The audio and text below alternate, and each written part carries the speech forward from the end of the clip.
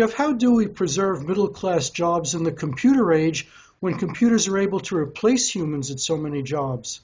Well, in fact, as you point out, I don't think we're going to be able to replace the traditional jobs. I think the effect of disruptive innovation is going to be to undermine over time those jobs. So what we have to do is replenish the job pool with net new jobs that are enabled by the same digital fabric that's undermining the old jobs. But I think the new jobs are going to come from the service sector, not from the product sector. The most amazing thing about the digital fabric is that it allows us to deploy services at a scale we've never been able to do before, and that's where all the new value, I think, will be created, or the bulk of the new value.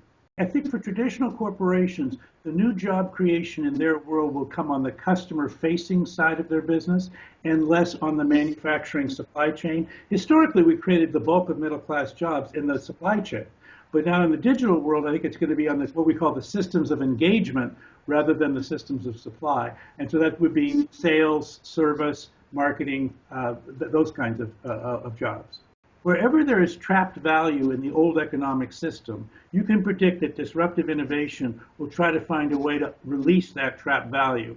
When you release that trapped value, the model I shared with in the article for information, I4J, says it'll go from the entrepreneur to a guild of professionals, and then the guild will trap the value, as we see, for example, right now in law or in medicine or in education. Then you can disaggregate the guild's work into a value chain where the high value work is still done by the guild, but the lesser value tasks can now be done by outsourced providers. That's a big engine of middle class job employment.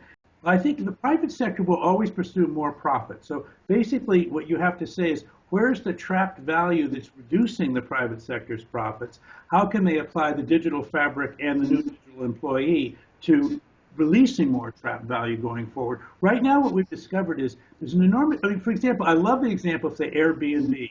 Who knew there was trapped value in your spare bedroom, right? Who knew that from Uber? Who knew that there was trapped value in people just driving around instead of picking each other up? So the digital fabric has a way of capturing trapped value and turning it into profits. And I think that's where the new employment has to come from. The things that encourage me, one is in the short term, the internet has enabled people to create jobs out of their own homes. They're typically a second job.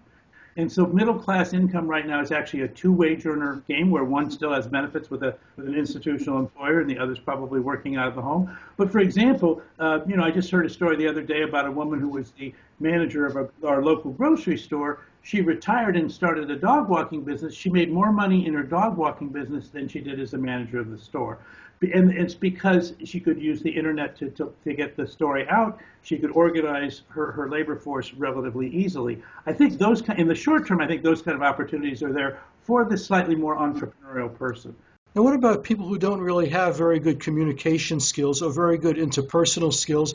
They're very good at routine, repetitious jobs, which can be replaced by computers. Is there a place for people who don't have these personal abilities? Well, it's probably not in the middle class. In other words, we were always going to need physical work. We're always going to need physical service providers.